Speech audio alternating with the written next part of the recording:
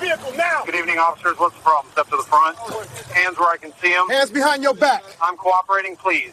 Units be advised, possible armed suspect at the main. Stop resisting. Hands behind your back. Now! Hold him. Hold him down. I'm You're cooperating. making a mistake. Two officers sit in their cruiser, parked beside a dimly lit intersection.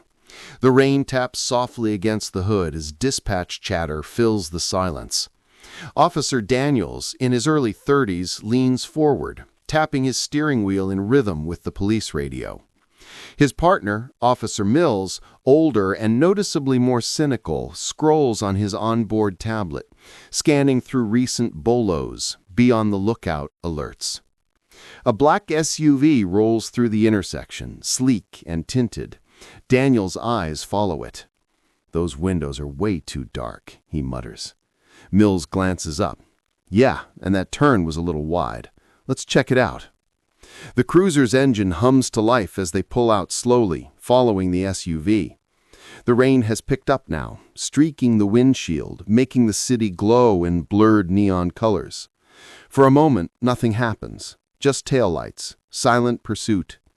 The SUV keeps steady speed, obeying every sign. But then, "Signal?" Mills asks. Daniel squints. "Didn't see one." "All right," Mills says, flicking the lights. "Let's see what we got." The patrol car's red and blue lights flood the street. The SUV pulls over neatly to the side. Body cams click on. The rain sounds louder now, echoing off the car doors. Officer Daniels steps out first, adjusting his vest. Mills follows, hand hovering near his holster. As they approach, the SUV's window rolls down halfway. A man's voice, calm and deep, cuts through the rain. "Evening, officers. Is there a problem?" Daniels peers in, flashlight gliding across his face. Mid-40s, black, well-dressed in a suit and tie, a faint badge chain barely visible under his collar. There's no panic in his tone, just polite confusion. Daniels keeps it professional at first. "Good evening, sir. Routine stop. You made a wide turn back there, and your windows look darker than legal tint." The man nods slightly. "Understood, officer. I'm heading home from work." "License and registration, please." The man reaches slowly for his glove compartment, narrating his every move. His hands are clearly visible. "I'm reaching for my registration now," he says, calm but cautious. Daniels watches closely, flashlight still on him. Then Mills walks around to the passenger side, peering through the tinted windows. "Is anyone else in the vehicle, sir?" "No, just me." Mills circles back. These tints are suspiciously dark, might be hiding something. Daniels ignores the tone, focused on his tablet. The man's ID sits in his hand, David L. Carter. He runs it through dispatch. There's a brief pause on the radio. Then, "No active warrants, vehicle registered, clean record." But Mills isn't satisfied. He leans in again. "Sir, you mind stepping out of the vehicle for a moment?" "For what reason, officer?" "Just a routine procedure," Mills insists. "I've done nothing wrong," Carter replies, still calm. "You said this was about a wide turn." "Yeah, and we'll clear it up quick if you cooperate," Mills says, voice growing sharper. Daniels hesitates but says nothing. Mills' tone shifts the air, charged, uneasy. Carter sighs and unlocks the door. He steps out slowly, tall and composed even in the rain. His voice carries quiet authority. "Officer, I don't appreciate being treated like a suspect when I've done nothing wrong." Mills smirks slightly. "Then you got nothing to worry about, right?" The tension thickens. Carter keeps his hands visible. Daniels, still unsure, tries to keep things calm. "Sir, just stay over here, please. We'll make this quick." Carter stands near the hood, rain dripping from his jacket. Mills walks behind him, shining the flashlight into the SUV interior. "Looks too clean," Mills mutters. "Nobody keeps their car this spotless unless they're hiding something." Carter hears it.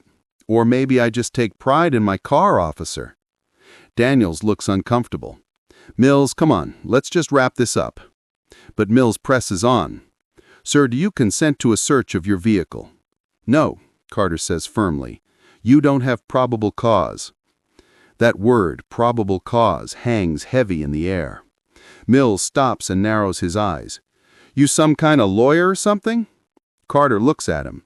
Something like that. Daniels feels it spiraling. Mills, maybe we just...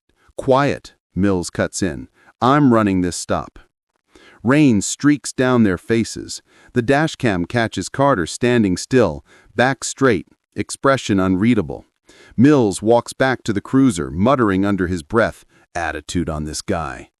Then the call comes through on dispatch, background static, faint chatter, but one phrase stands out.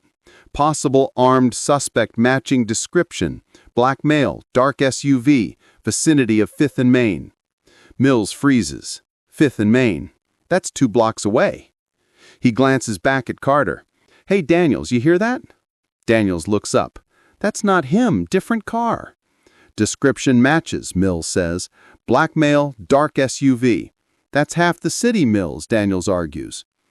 But it's too late. Mills is already on edge, adrenaline spiking. Sir, step to the front of the vehicle. Hands where I can see them. Carter blinks in disbelief. You've already checked my ID. I'm not... Hands up, Mills barks. His hand is on his weapon now. The rain muffles everything, but the tension is loud. Carter raises his hand slowly, heart pounding. Officer, this is unnecessary. Do it now, Mills yells. He hesitates for just a second. That's when it happens. Mills lunges forward, grabbing his arm, twisting it behind his back. Carter flinches in pain. Stop resisting, he yells. I'm not resisting, Carter cries out. Daniels tries to step in, but Mills pushes him back. The scuffle moves toward the front of the car. Rain splashes over them as Carter's hands are forced behind him. Get down. I'm complying. You're reaching. I'm not. The camera shakes violently, blurred images of pavement, flashing lights and chaos. Then suddenly, a crack. A single shot echoes through the night. The rain stops for a moment. The silence is deafening. Daniels freezes, eyes wide. Mills stands over Carter, weapon trembling.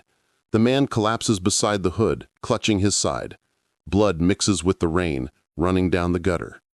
Daniels' voice breaks. Jesus, Mills, what did you do? He went for something, Mills stammers. He didn't have anything. Carter gasps for air, his voice weak. You made a mistake. His eyes roll back and his hand slips from his chest. The body cam catches the moment his fingers go still. Daniels kneels beside him, shaking, pressing down on the wound. Stay with me, sir. Stay with me. Mills steps back, muttering to himself. He reached. Dispatch is screaming through the radio now. Officers, what's your status? Daniels can barely speak. Shots fired. Officer involved shooting. Need EMS now. Minutes stretch into eternity. Paramedics arrive. The scene floods with flashing lights, police tape, confusion.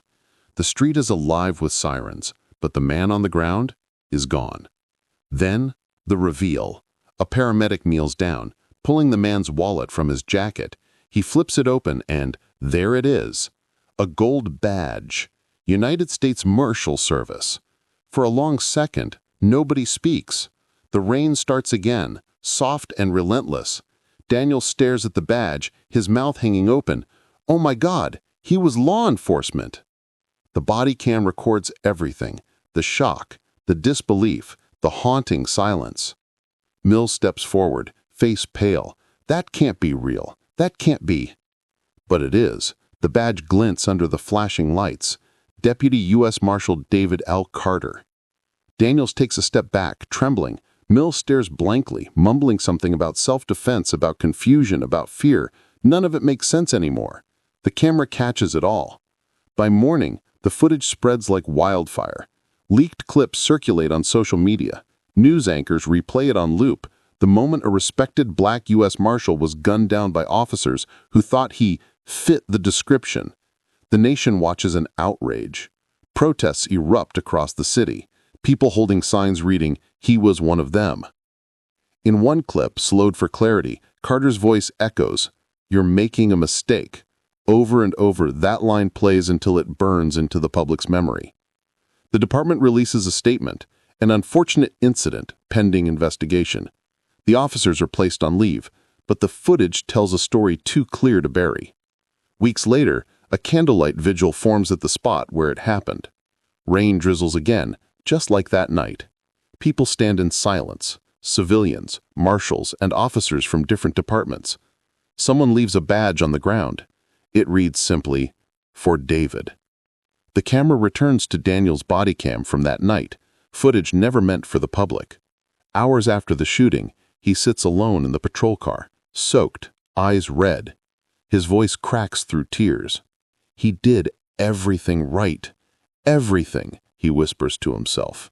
The city feels heavier after that. Streets once ordinary now feel haunted. For every flashing light, people remember his face. His name becomes a chant in marches and murals. Justice for David. Stop the profiling. But the system moves slowly, painfully.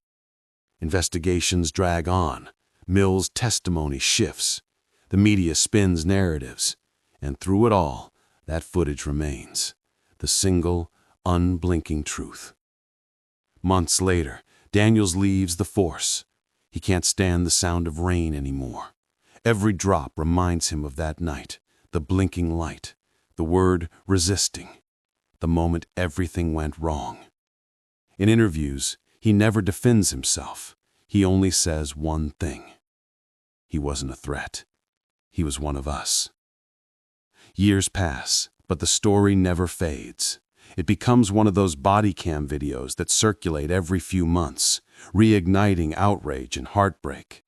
People analyze every frame, every word, every hesitation. And in each viewing, the same question lingers. How many more? The final clip fades with Carter's voice, calm, composed, echoing over the static. "Officer, I've done nothing wrong." The video ends. Screen fades to black. Timestamp 21:48:52. Duration 00:55:45. 5 minutes and 45 seconds. That's all it took to turn a respected U.S. Marshal into another headline.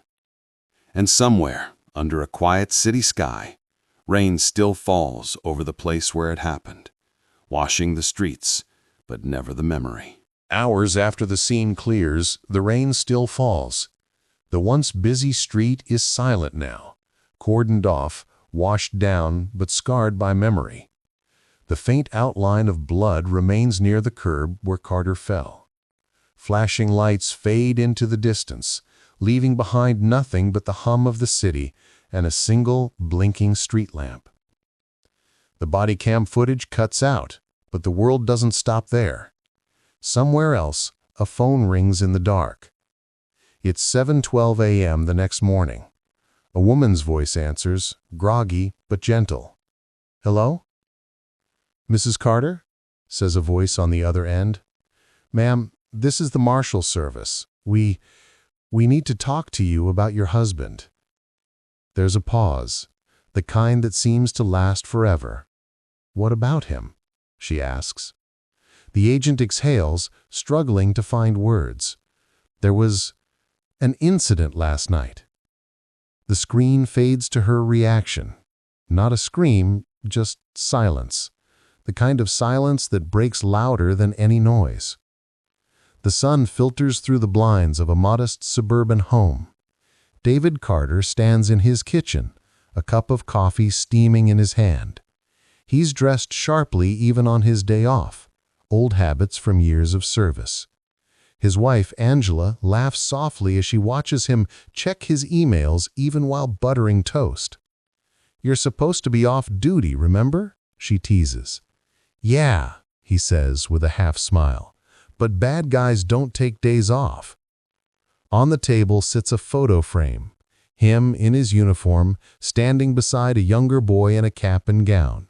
His son, Marcus, just graduated high school. They were planning a weekend trip, fishing upstate, something simple, something peaceful. Carter glances at the clock. I'll swing by the precinct later to drop off that file, then I'll be home for dinner. Angela nods. Drive safe, okay? He kisses her forehead. Always do. That same SUV now sits impounded, silent in the evidence lot. Rainwater beads on its hood, dripping down like tears. The investigators walk around it, taking photos, measuring bullet trajectories. One of them, a young detective, finds the badge still sitting on the passenger seat, Deputy U.S. Marshal, and shakes his head. Man, they shot one of their own. How do you even write that report? His partner doesn't answer. He just keeps taking photos. The lens catches everything, the spotless interior, the untouched glove box, the shattered calm. Carter stands in front of a class of new recruits at the Federal Law Enforcement Training Center. His voice is steady, commanding, yet warm. Your badge doesn't make you better than anyone, he tells them. It makes you responsible. Every decision you make has a life attached to it. The recruits nod, scribbling notes. One of them raises a hand. Sir, what's the hardest part of the job? Carter pauses. The hardest part, he repeats? Knowing that one day you might be judged by the color of your skin before they ever see your badge. The room goes silent. Even the clock seems to stop ticking. Carter gives a faint smile. That's why you wear that badge with integrity, because sometimes it's the only thing standing between you and injustice. He didn't know those words would echo years later, replayed in a viral video after his death. News headlines flash across screens nationwide. Body cam footage shows fatal police stop involving Black U.S. Marshal. Officials promise investigation into mistaken identity shooting. Community demands justice for Deputy Carter. Clips of the video flood social media, slowed down, dissected, argued over. Hashtags trend. Justice for Carter. He was the badge. Bodycam truth. A pastor on local news says, he wasn't just another black man killed by police, he was one of their own. If this can happen to him, what chance does anyone else have? Meanwhile, Officer Daniels hasn't slept. He sits alone in his apartment, the rain still falling outside his window. He replays the footage on his body cam again and again, pausing at the moment before the shot. He whispers to himself, he wasn't reaching. He wasn't reaching. He covers his face, trembling. He knows the truth, and the truth is unbearable. Inside a courthouse hallway, Carter shakes hands with a district judge after testifying in a high-profile case. "Appreciate your service, Marshal," the judge says. "Just doing my job, sir." But Carter's eyes drift to a news screen nearby. Another story of an unarmed black man shot during a traffic stop. He sighs quietly. The irony never escapes him. That evening, he mentors a group of inner-city teens, teaching them self-discipline and how to interact safely with police. If you ever get stopped, he tells them, keep calm, be respectful, record if you can, and never, ever resist. A boy in the back raises his hand. "But what if they don't listen, sir?" Carter hesitates. Then pray they do. Those words haunt him in the afterlife, the cruel twist of fate that even he couldn't survive the system he tried to protect others from. Funeral day. The sky is gray again, fittingly. Officers from across the state line up in full dress uniform. The sound of bagpipes fills the air. His casket, draped in the U.S. flag, glides down the aisle. His wife stands at the front, motionless, eyes empty. His son, Marcus, wears the same suit his father wore in the photo, the one he last saw on the kitchen counter that morning. When they hand Angela the folded flag, she doesn't cry. Not immediately. She just whispers, "He was supposed to come home." Daniels watches from the back row, hat in his hands, guilt etched into every breath. Mills isn't there. He's been placed under investigation, hidden away from the cameras. But his name is everywhere, on petitions, on protest signs, on the lips of an angry nation. Later that night, after the crowd disperses, Daniel stays by the grave. The rain begins again, soft, relentless. "I'm sorry. I should have stopped him. I should have—" He can't finish. The sound of thunder drowns his words. Earlier that same evening, Carter had just finished helping a stranded motorist on the highway, a young woman with a flat tire. He changed it for her in the rain, smiling when she thanked him. "Just pay it forward," he said with a grin. He got back into his SUV, turned on the wipers, and whispered to himself, "Almost home." 5 minutes later, the red and blue lights appeared in his mirror. Months have passed. Investigations continue, but progress stalls. The official report calls it a tragic misunderstanding. The words sting every time Angela hears them. At home, she scrolls through old videos on her phone, clips of David cooking, laughing, dancing awkwardly in the kitchen. "Come on, Angie, you married these moves," he laughs in one video. She smiles through tears. Then she pauses on another clip, David in uniform saying to the camera, "If you ever see injustice, don't look away." She saves that video, posts it with the caption, "He lived by his oath. They didn't." Within hours, it goes viral. Millions watch his smile, his calm, his humanity. The world sees not just a statistic, but a man, a husband, a father, a protector. Daniels eventually agrees to testify against Mills. In the courtroom, he recounts everything: the tone, the tension, the hesitation, the sound of the shot. "He wasn't reaching," Daniel says again, voice cracking. "He was complying." Angela sits in the front row, holding Marcus's hand. Her eyes stay fixed on Daniels, not with hatred, but quiet sorrow. When Mills takes the stand, he trembles. I thought he was reaching. I thought—" The prosecutor cuts him off. "You thought, but you never saw a weapon, did you?"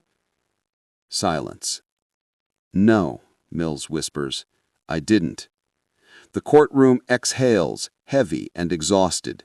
The verdict takes weeks, but the damage was done long before the gavel fell. David Carter, young and determined, stands in front of a mirror adjusting his uniform for the first time. His mother stands behind him, proud. "You look sharp, baby," she says. He smiles.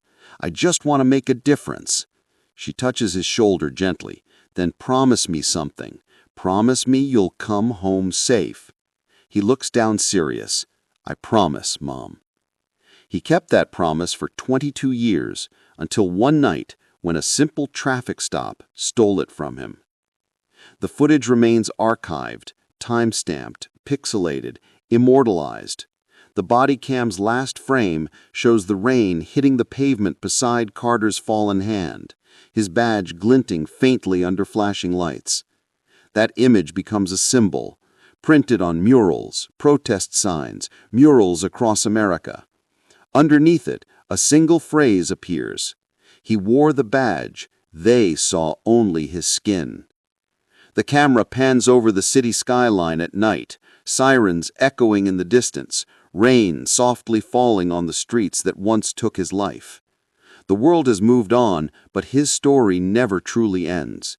Because every time another stop begins, another pair of flashing lights reflect in a rearview mirror.